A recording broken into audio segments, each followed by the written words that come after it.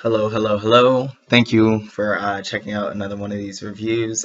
This today we're going to do, why does it look like my eyes swollen?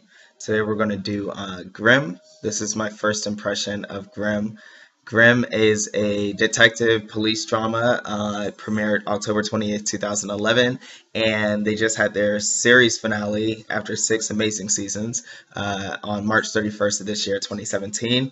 As I said, it's a police drama, but it's more so about the dark fantasy world inspired by the characters of Grimm's fairy tales from Wilhelm and Jacob Grimm. They wrote these book of fairy tales, you may have heard of it, back in the 19th century.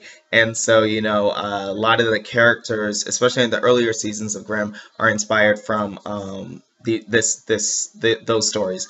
So, the star of the show is Nick Burkhardt. He's a Portland, Oregon homicide detective. Nick Burkhardt is played by played by David Giantoli. He was in 13 Hours, Secrets of the Soldiers of Benghazi, and Buddy Moon. And he's a homicide detective, and it also stars his partner Hank Griffin, who was played by Russell Hornsby, who you would know from Lincoln Heights and Fences, last year's Fences with Denzel and Viola Davis.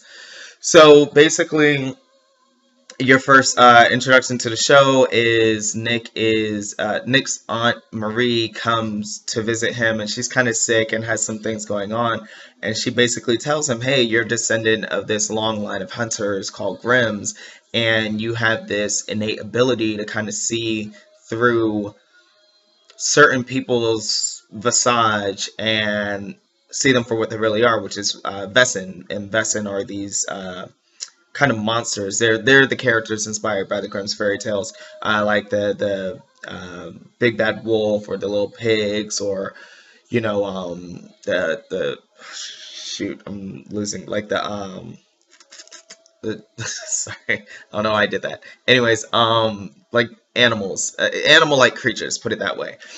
So she tells him this, and she leaves him with this, and so his powers kind of activate. They're not so much powers, but they're has better agility. He can see these monsters for what they really are.